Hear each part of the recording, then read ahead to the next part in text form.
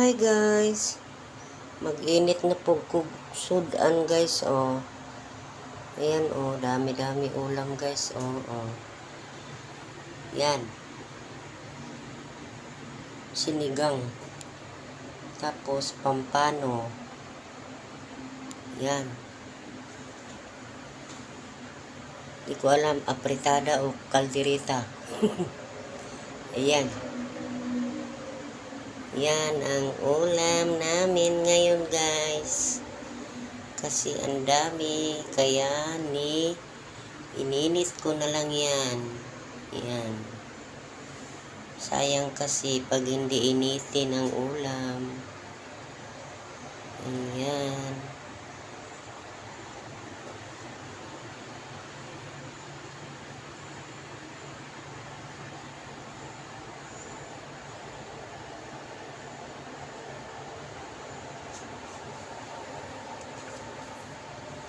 Ulam-ulam.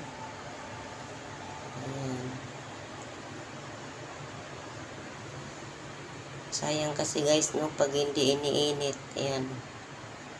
Pinadala yan ng mama ng busing ko.